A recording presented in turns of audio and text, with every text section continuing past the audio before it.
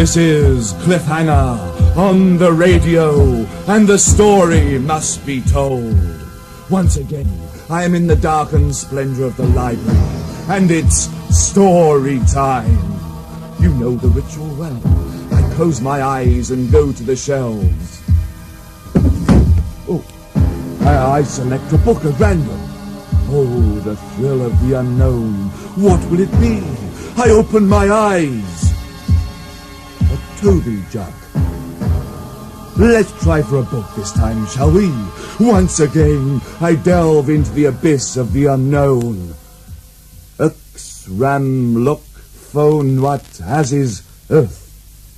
I turn the book the right way up. Ah, that's better. The Assassination of Karl Marx. I open at the first page, chapter 1. Dateline May 1st, 1875, London, England. God help me, but the story is true, and I'll try and tell it the only way I can. Starting at the beginning, going through to the middle, and ending at the end. My story begins on the morning of April 30th, 1985. Yes, you heard right. It is 1875, but when it began, it was 1985. My God, when I think back on the events of that fateful day, my ass closes with a bang. I had a dull but steady job as private bodyguard for the richest and maddest man in America, Melvin Darmstadt III. There was frost on the lawn, and the sun was shining like sunshine was going out of style, which of course it wasn't. I was happy, and then Mr. Darmstadt called me to the breakfast room. Zimmer frame?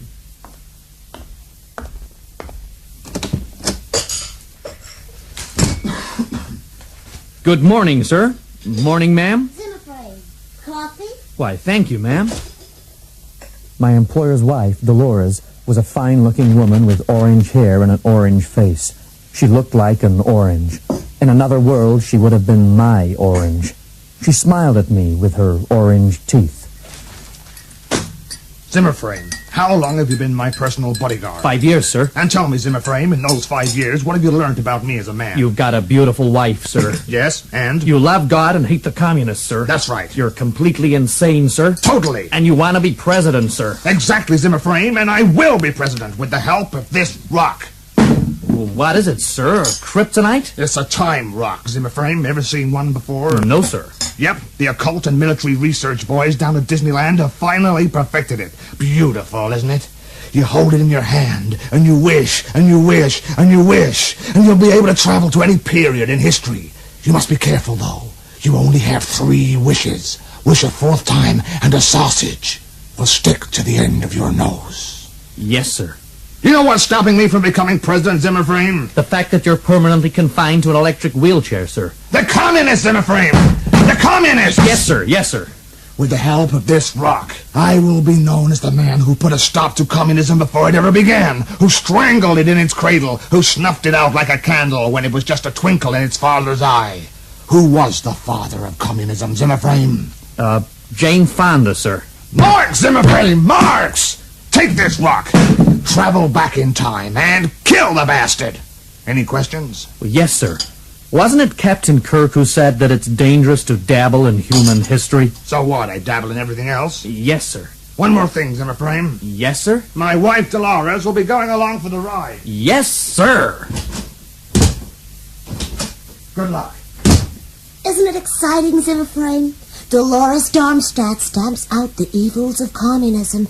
It seems that God has chosen me to be one of the most important people in world history. Whatever shall I wear? So that's how it all began. It felt good to be back on the killing trail again, to be a mindless assassin for a power-crazed millionaire. It had been a long time. I'd been shortlisted for the Kennedy assassination, but had failed the written paper and hadn't worked since.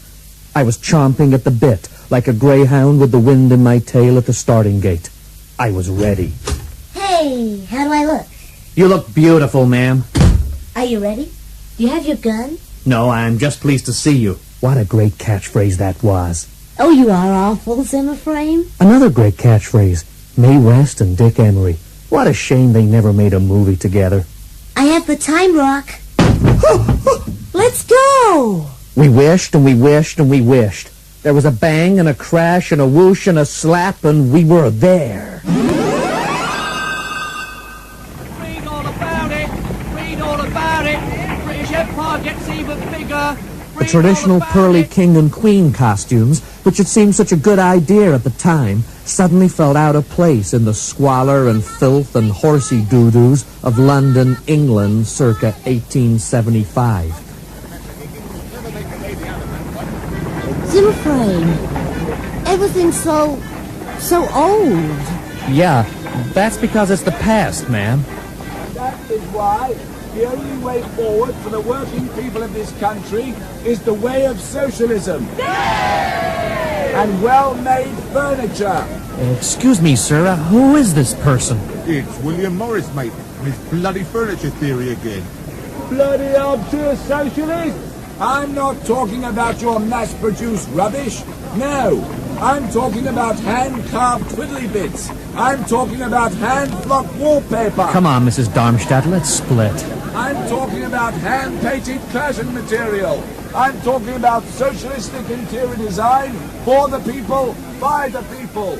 I'm talking liberty. You're taking liberty. What about the working people? Stop there. Where do we start, Zimmer frame? Where do we find Marx? Well, ma'am, when I arrive in a town, the first place I go is the bar. Welsh, live, all live, Welsh, they're all alive, they're wriggling, come and stop them. Hello, do you have a phone, buddy? You what, Gov? A phone. Dog and Bone. Oh, you mean comb? God blimey, mate, this is a pub, not a bleeding barber's shop. Oh, okay, forget it. Look, just give me a ride on the rocks. Pair of socks? God blimey, mate, I told you this is a bleeding pub. Can you help us? We're looking for a guy named Marx. Yeah, you'd know him if you saw him. A big mustache, cigar, a funny characteristic walk, a deaf brother who plays the harp. No, can't help you, mate. Funny characteristic walks are two a penny here in Victoria and London. God blimey. I blame that Dickens geezer myself. You two here with Buffalo Bill, are you? Buffalo Bill? Yeah, striker light. Buffalo Bill and his Wild West show. Bunch of cowboys down on Clapham Common. God blimey. They talk like you, Americans. Any chance of a couple of comps? Here, Mary. These people are here with Buffalo Bill. Are they? God blimey. Got any comps? Ooh, you're an handsome G. Yeah, well, thank you. Stranger around these parts, are ya? Well, Wanna come back to my place? I really don't think... may we, Zimmer frame? Old English hospitality. Ooh, gracious! You talk to something else. Lady wants to watch, does she? It'll cost ya. This way, my loves. Yeah, well, I don't think Come on, Zimmer frame. It's not every day you get the chance to see inside a ye olde Victorian slum. Maybe she'll give us tea and muffins. Muffins extra. This way. If you don't want the whelps, don't muck 'em about. It's a bit mucked about with, darling. Where do you think she's taking us, Zimmer frame? I don't know. Excuse me, ma'am, but isn't much further? No, dearie. It's just here, in the shadows behind these dustbins. Get 'em, Harry. I felt a blow to my head. And then someone hit me. It felt like a blunt instrument. A cello, for example, or a bassoon. I found myself lying on the pavement, with a man sitting on my chest, calling me mother. Can you hear me, mother? Blimey, you did well here, Mary. These two are loaded. Yeah, we'll soon have enough buttons to start a shop of our own. Help! Help! Shut your mouth, you Yankee top. Hey, don't you talk to her like that. What's happening up there? God blimey. Run for it, Mary. It's the bleeding cavalry.